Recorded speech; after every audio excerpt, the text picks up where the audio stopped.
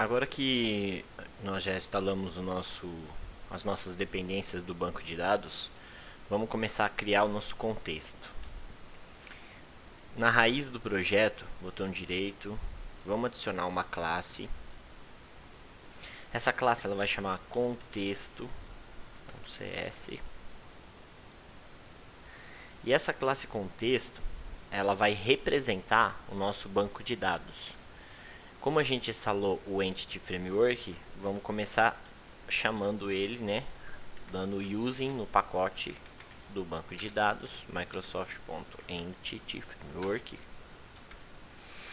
E aí vamos fazer uma herança da classe DBContext, porque essa classe DBContext ela já tem todos os acessos, métodos e atributos necessários para que nós utilizaremos o code first, que vamos digitar as nossas classes de entidades para que elas se convertam em tabelas de banco.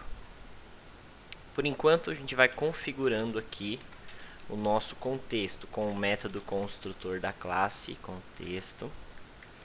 Como ela tem um pai, né, uma herança, a gente vai passar a base, que vai ser um dbContextOptions do tipo contexto, né, do tipo dela mesmo, options, e eu passo o options para o pai.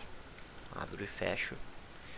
Então eu já tenho aqui o meu contexto instalado, né? Eu já criei a minha classe de contexto que vai representar o banco.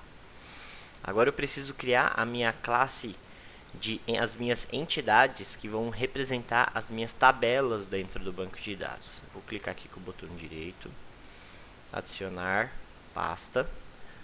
Essa pasta vai chamar entidades. E dentro das entidades eu vou colocar as classes exatamente igual eu quero que fique no nosso banco de dados. Adicionar classe.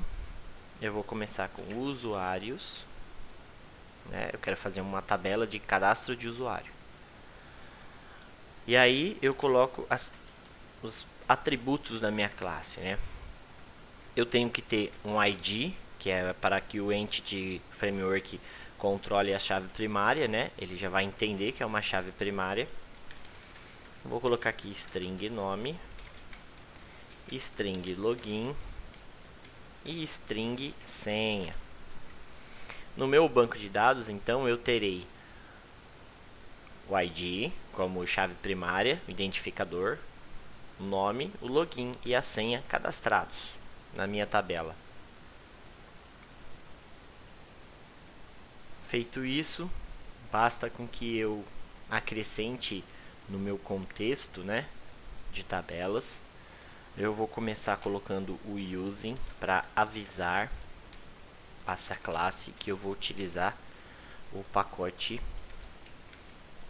da classe entidades, né? Eu quero utilizar a pasta, quero importar aqui o pacote e vou colocar um atributo do tipo db7, porque é esse atributo que representa as nossas entidades, né? Usuários, que é a classe que a gente criou, e vou dar um nome.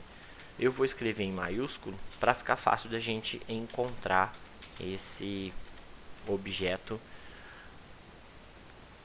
para acessar ele lá no nosso controlador. Agora que está tudo configurado, eu vou criar aqui o meu controller de usuários, né? Botão direito, adicionar controller. Vou escolher a opção com os acessos já que vem pronto. Leitura escrita, né? Vou colocar aqui o nome, tem que tirar o 1 daqui. E vou escrever usuários. Adicionar. Tá aqui o nosso controller. Eu vou criar no controller um atributo privado de somente leitura do tipo contexto, que é a nossa classe, e vou chamar ele de DB. Ou seja, o nosso contexto ele representa o nosso DB, nosso banco de dados. E como eu vou colocar como eu faço para usar o nosso banco de dados aqui no controlador? Eu passo ele via injeção de dependência. No meu método construtor da classe, quando o meu controller é executado, ele vai esperar, ele vai receber da nossa classe de startup um banco de dados via injeção de dependência. A partir de agora, eu já consigo utilizar o meu banco de dados dentro do controller. A única coisa que eu preciso fazer agora é injetar esse banco de dados em todos os meus controllers, né? Dessa forma eu consigo acessar e no startup, né, nesse arquivo startup, eu consigo injetar o banco de dados em todos os controllers através dessa configuração: services.add dbcontext do tipo contexto, e aí eu faço uma expressão lambda a tal que a ponto, e aí eu posso escolher qual banco eu vou utilizar. No meu caso eu vou utilizar o MySQL, e eu tenho que passar aqui a string de conexão. E agora eu tenho que informar o meu projeto, né, onde é o servidor do MySQL, onde eu utilizo ele. No caso aqui eu vou usar o champ,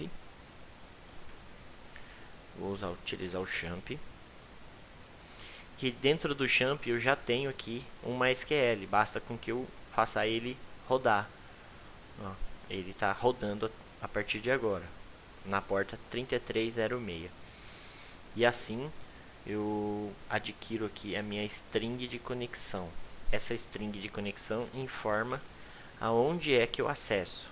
No meu caso eu estou utilizando o banco localhost. Database eu devo colocar um nome, né?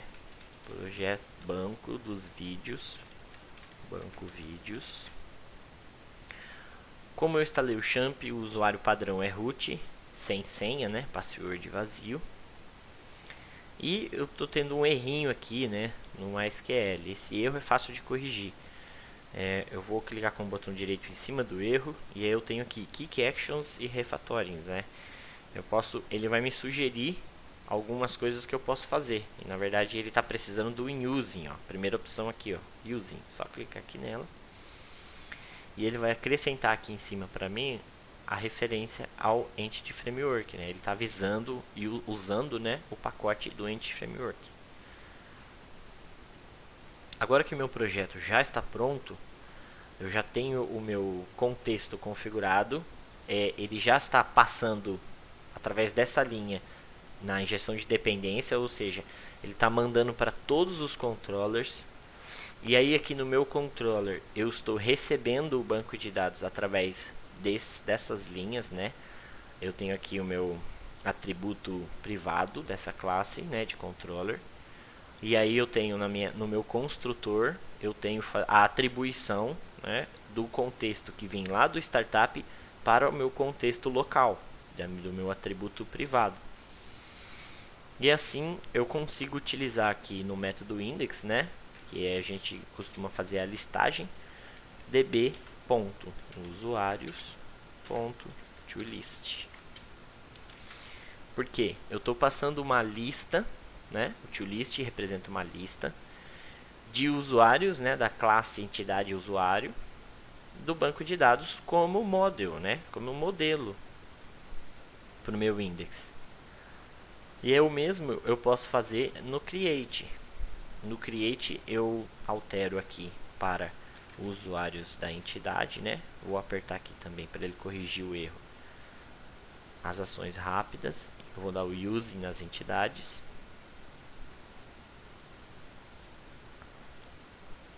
E aí eu vou salvar no meu banco de dados, db.savechanges. Esqueci de colocar aqui db.usuários.add. Eu vou adicionar um novo registro do banco, que vai chamar collection, né? É o mesmo nome que está aqui, porque esse método post ele é responsável por receber as informações que vêm da tela, da view, né? Esse método get, né, ele faz ao contrário, ele envia para a view as informações do controle, como a gente fez aqui em cima, no index do usuário. Aqui no get do index nós estamos enviando uma lista de usuários. E aqui no HTTP post do create nós estamos recebendo um objeto usuários que chama collection. E aí eu estou passando esse usuários para o banco de dados. Estou adicionando ele no banco de dados. Estou salvando as informações aqui. Com isso, o último passo do nosso projeto agora é fazer as migrations, né? O que são as migrations? As migrações são todos os scripts do banco de dados, né? A criação do banco de dados, tudo que o Code First provê para a gente, no qual a gente não precisa criar o banco de dados. O Entity Framework vai fazer isso para a gente. Como eu faço isso? No menu Tools, né, ferramentas aqui em cima, eu tenho aqui NuGet Package Manager e eu tenho o Package Manager Console, né? Eu abro ele vai abrir aqui embaixo. Se você olhar aqui embaixo, você pode até já ter ele disponível aqui para você. Eu vou dar um comando chamado add-migration e vou colocar um nome para essa migração. Posso colocar qualquer nome. No caso aqui, eu vou colocar migração de usuários, que é para que eu tenha um controle, né? Que eu saiba aí que essa migration é referente aos usuários. Eu vou dar um enter e se tudo der certo, não tiver nenhum erro no código, ele vai me gerar os scripts de banco de dados. Vejam só, ele gerou uma classe chamada migração usuários, né, que foi o que eu defini o nome, com os scripts do MySQL. Create table, né, a função create table. O nome da tabela vai ser usuários, conforme eu coloquei no meu contexto, né? Aqui no contexto, ó, tá vendo? Eu defini o nome aqui. Voltando aqui na classe de migração, ele colocou o ID como int, tipo int, e ele colocou como geração automática, né? É a tabela de identificação.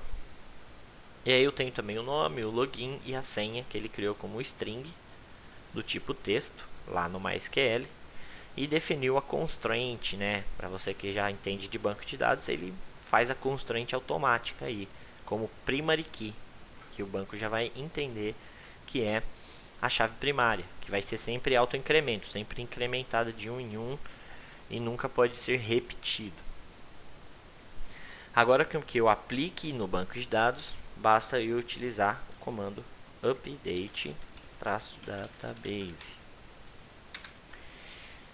E se tudo der certo, ele tem que dar done, né? O que seria se tudo der certo? A hora que você roda o comando update database, ele vai fazer a atualização. Ele vai fazer a atualização do seu script no banco. Ele vai verificar no banco se tem a migração. Se não tiver, ele vai criar conforme a gente desenvolveu esta classe, né, automaticamente. E aí assim a gente já tem o nosso banco de dados instalado no nosso MySQL do Champ.